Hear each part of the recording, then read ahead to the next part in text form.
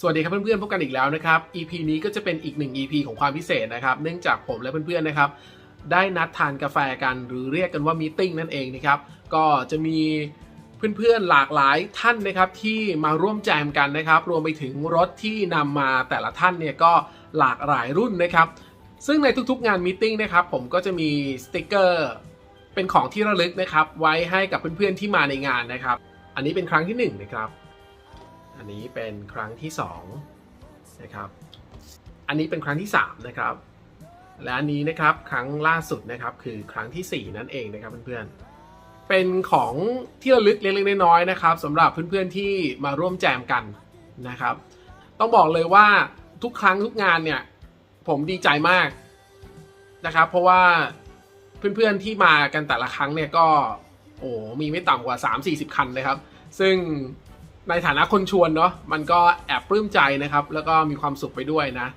ผมเชื่อว่ารถที่มาในงานในแต่ละรุ่นเนี่ยต้องมีโดนใจเพื่อนๆสักรุ่นหนึ่งแน่นอนนะครับก็เดี๋ยวไปดูกันเลยนะครับแบบยาวๆครับไป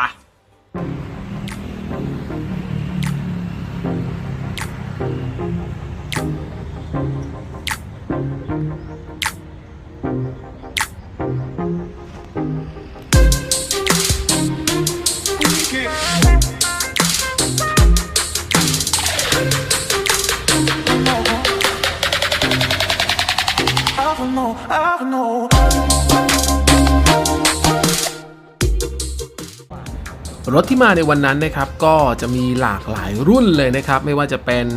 209นะครับ CLK นะครับ204 C Coupe นะครับ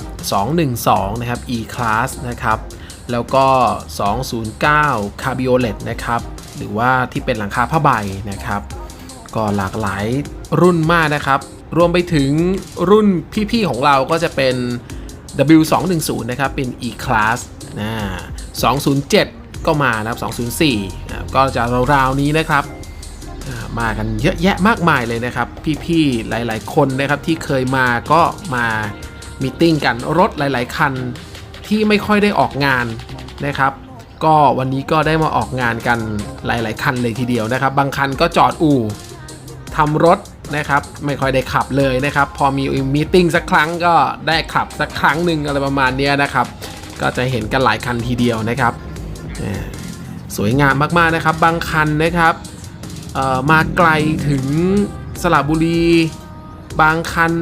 จากสิงห์บุรีชัยนาทก็มีนะครับก็คือโอ้โหสุดยอดเลยนะครับต้องขอบคุณเพื่อนๆทุกท่านเลยนะครับที่อุตส่าห์เดินทางมาตั้งแต่เช้าเลยนะครับเพราะว่างานนี้มันเป็นงานเช้านะครับงานเริ่มตั้งแต่7 โมงเช้านะครับไปจนถึงเที่ยงวันนะครับเหตุผลที่ต้องมาเช้าเพราะว่า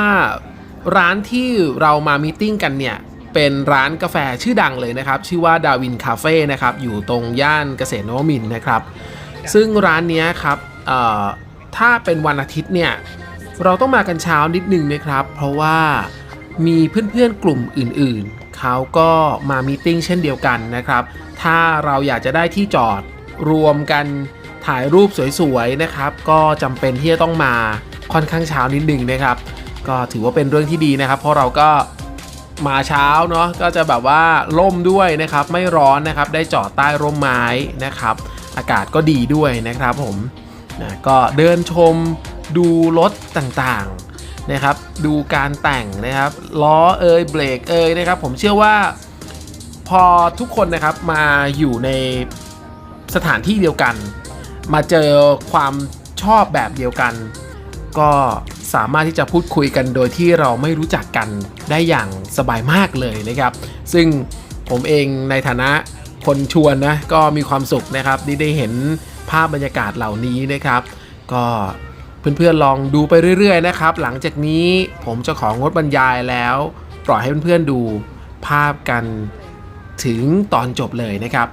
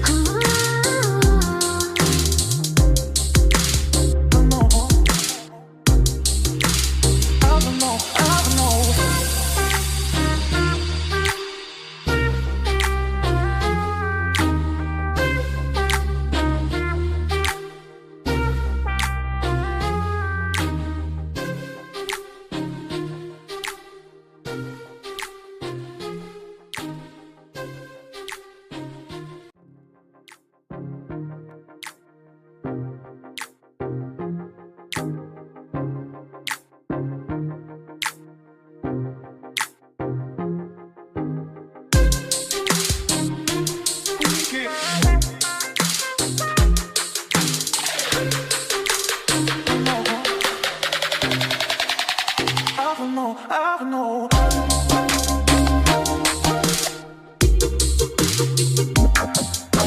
know.